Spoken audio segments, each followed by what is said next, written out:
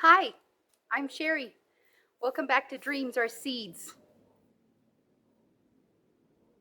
Today I just wanted to bring you to the garden to see what's been growing on.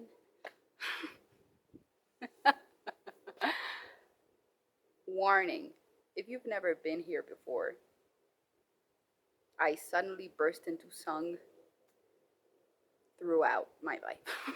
That's just who I am. So, welcome. Oh, and dance. Let's get started.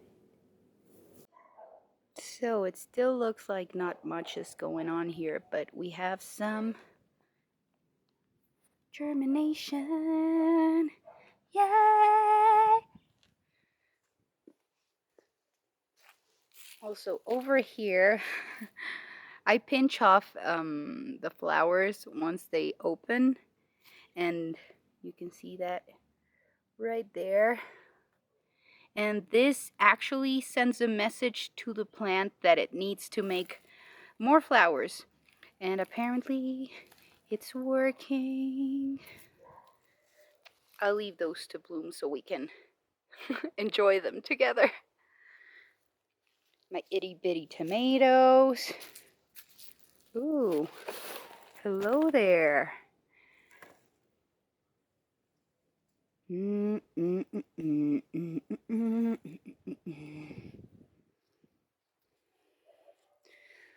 Oh, it's always a great day when I can bring some tomatoes with me. Oops. Yay.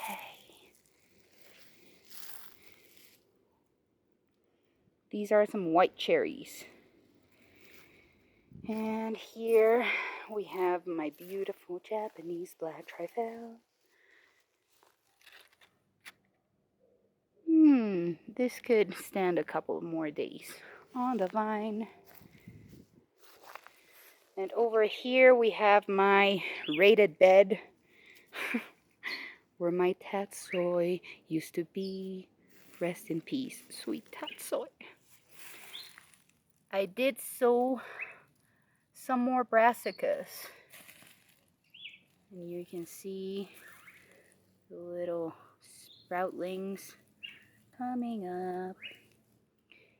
They're everywhere.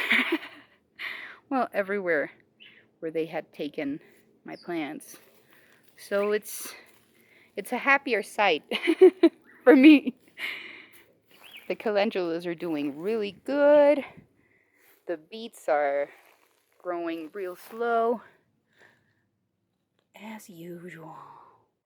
So here we have some of that beautiful Orach. This is the Aurora mix. Look at that.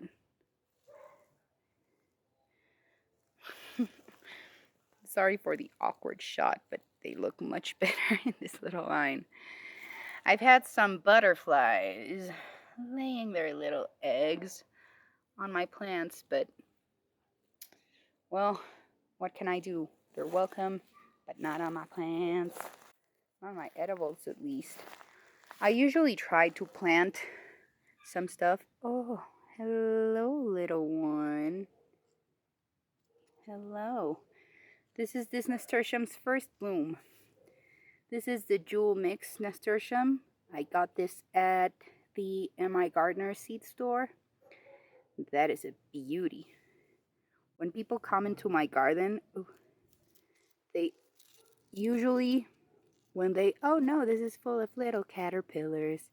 We need to get rid of this. As I was saying, whenever people come visit my garden, which has been a while, but whenever they see the nasturtium, they always every time ask me if it's an orchid. They are such stunners, and they are edible, so great crop to grow. They're also a pest trap, which means the pests will usually attack that before they do your other edible plants. So some more happy news. It seems that we have 1, 2, 3, and almost 4 purple lady bok choys that lived through the critters. I already sprinkled some cayenne pepper powder, so I mean, I hope it helps. They haven't taken anything else so far. So here are some broccoli rabe beauty shots. This is about to flower. I should harvest these early morning. It's when brassicas usually taste best, before they've been hit by the sun all day. This is a beautiful plant. I'm definitely growing this broccoli rabe brassica in my garden forever. It gets really big really fast, and it's outgrown all of my other brassicas, and so far it's the first one that is actually feeding me roughalongside the kale. So I am very, very thankful for that. Here we have some more little sproutlings. Here's a little zinnia and some beets apparently. Brassicas, beets. And this is another zinnia. This is probably a Mazurkia zinnia. I don't know if I'm saying this right, but that is a Baker Creek variety. Well, a variety that I purchased at Baker Creek. What else? Oh, I have to show you my kale bed. It is stunning. I'm so proud of my kale bed. I'd only dreamed of having this much kale. It is so exciting for me. So exciting. Look at that. Those giant ones are the 1,000 head kale. There's some Ragged Jack. There's some Dazzling Blue poking its little head out there. This is the Jagallo Nero variety. I think most of these I bought at Baker Creek, but there are some like the Premier Kale, which is this one, the Lacinato Kale, actually one envelope of Ragged Jack I bought from the M.I. Gardener, and there's another that I bought from Baker Creek. So both of them are here, and I can't really tell them apart. This is probably the one from the M.I. Gardener, and this is the one from Baker Creek. So, this is such a sight for sore eyes. I love you, kale. And last but not least, oh, my beautiful purple of Sicily cauliflower head. This is just, I mean, I don't know if you can tell the difference from my last video where I showed you these, but this is already probably twice as big as it was when you last saw it. Here I have my other cauliflower, which is not forming a head yet, but I am hopeful. And also, a little tip, always plant marigolds in your garden. Like, this is the first flower blooming in my garden right now. I mean, I have a couple of calendulas, but these really go crazy when they bloom. And the pollinators just love it. I mean, when the sun is high, this plant is always covered in bees. So, highly recommended. And over here, we're getting this last bed ready. That is some reused, like recycled container soil that we had on our last garden. So that's gonna be the base, and I'm gonna lay some compost on top of that until it's full. and I am really excited. I'm already germinating a bunch of stuff for the next growing season.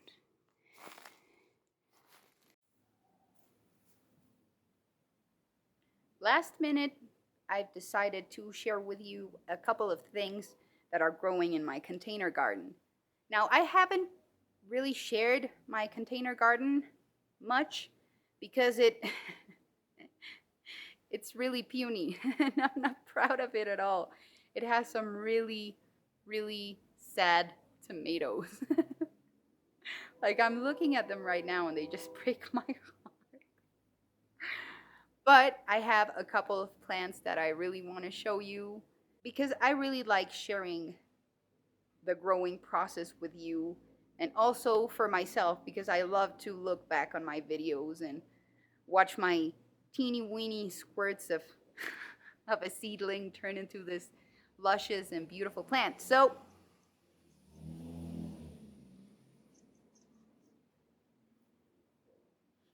let's do it.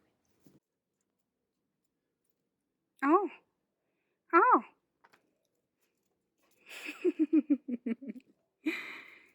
This little elephant ear here is actually what's up, Fortuna.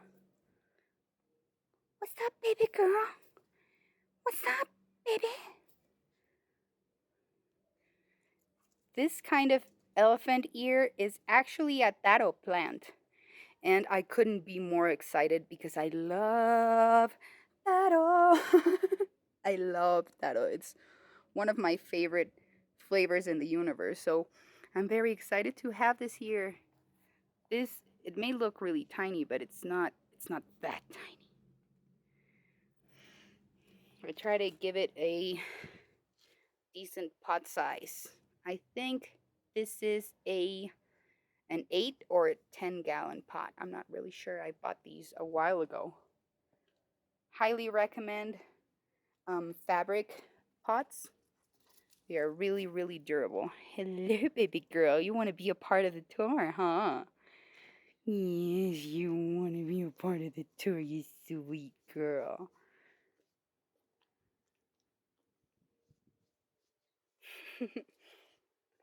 This is our stray rescue, Fortuna. And she is the youngest in our pack. So she's still learning her manners. So moving on, here we have a red leaf sorrel. And this actually made it through the moving. It's a very, like, I guess it's almost going on a year old now. And I'm really surprised that it hasn't bolted. It's a beautiful, beautiful plant. I can't believe that. Like, all of these leaves are just one plant. And this is not that big of a container.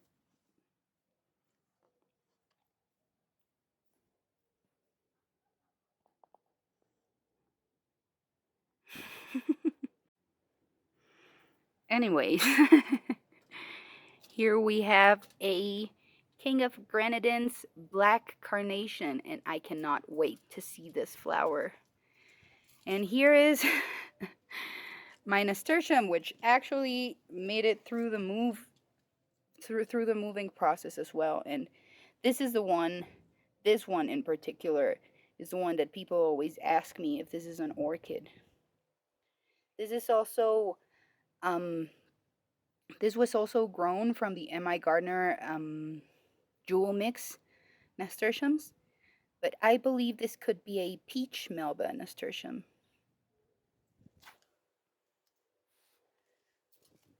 Whoop, cut these off.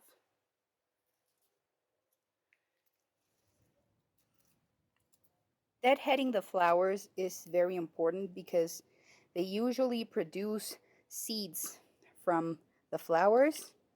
And when a plant starts producing seeds, they usually stop producing new growth. So if you want your plant to keep growing, you have to deadhead your flowers. It sounds so ruthless, but I promise that it's good for them.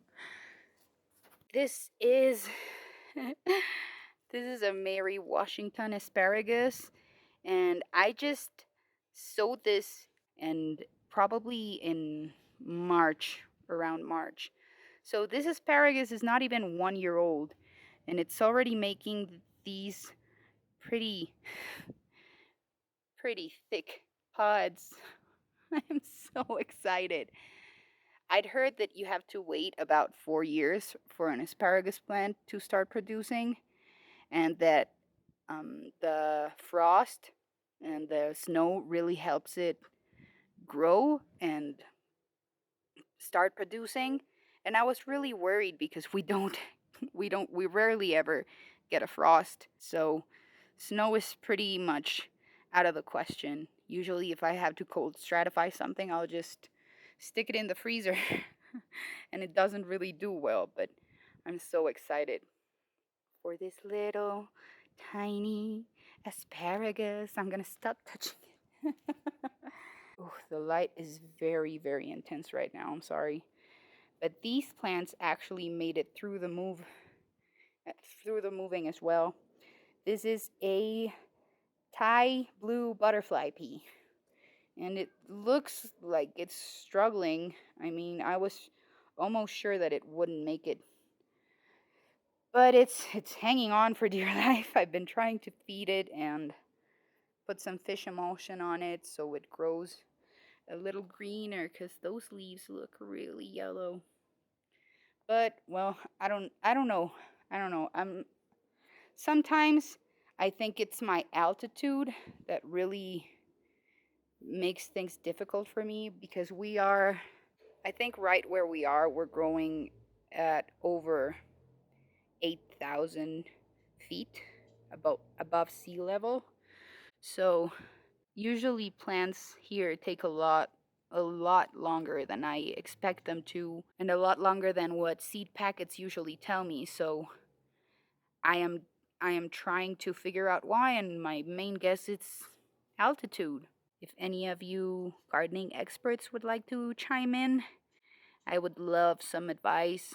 This is a cayenne pepper that came with us from the last house. I'm so sorry about this lighting. It's just the sun is going down, and it's a great time to film in the other garden, but not such a great time to film in the container garden.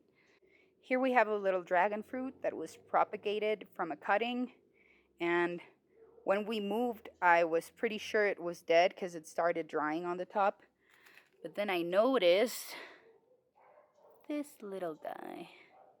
So I gave it some more substrate and I started watering it more frequently. Remember, dragon fruits are cacti, but they are rainforest cacti, so they need a lot more water than regular cacti. Ooh, I see a weed. Usually, if I find clovers, I will just let them grow, but any other kind of invasive weed, I will get rid of. Here I have a couple of noodle beans growing on that pot. And here we have some Madagascar lima beans. This one as well, and this little guy as well. And this is actually a drying pod. You want to wait to harvest your beans for seeds when your pods are paper, like bone dry. You can hear that little rattling. Also, I don't know if you can see this, but right here, it's all dried up. Like the plant has cut communications with this little seed pod for drying. I'm excited because it's got a couple of more flowers going on. This plant came from the other house as well, so I'm really surprised it hasn't given up the ghost. But these are some really special beans, and I want to share them with a lot of people, so I will give this plant the, the opportunity that it needs to make me all the pods that it possibly can. And down here, we have some black garbanzo beans, which are very exciting for me. I love garbanzo beans, so I'm very excited to have some extra nutritious, antioxidant packed black garbanzo beans. Will you look at that? This is my bean plant. And here we have a little volunteer tomato. Hello, little Wayne. And although I really don't want to,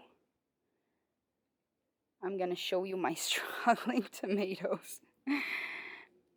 So hopefully you can be inspired, because this is what I have in my garden right now. Like, look at this sad little, like, it's just depressing. But things can go wrong. These plants look terrible mainly because I sowed them at a terrible time, and the winter was very, very hard on them. And they have pretty decent sized containers, but they are not enough to sustain a healthy tomato plant. This is my dark opal basil. Oh, and right now there's a little bee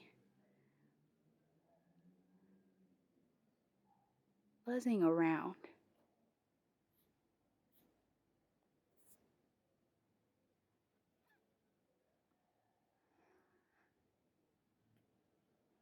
Little busy bee.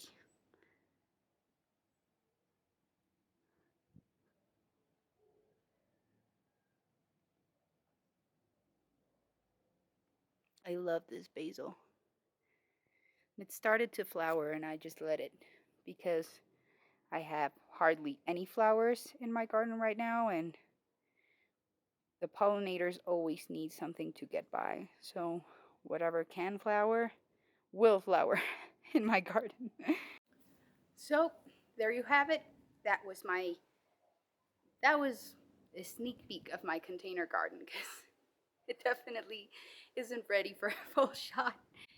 But I'm really excited to see this plants grow along with you. So I just had to. I just had to give you a sneak peek. So that's it for today. It was lovely having you here, and I hope I'll see you on the next one. Bye. And as it is now tradition, mm, mm,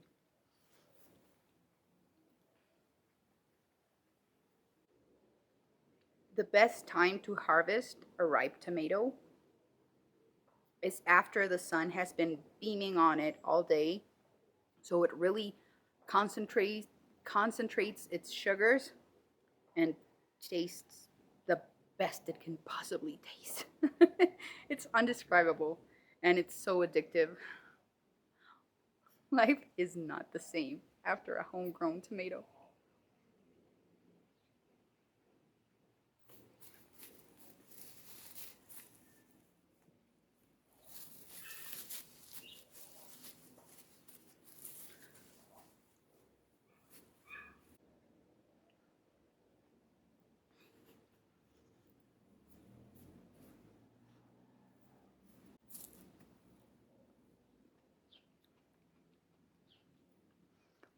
That little one is a little mild, but it's so small. It's been such a long time since I had such a tiny tomato. I miss you, tiny tomatoes. I promise to grow you this year.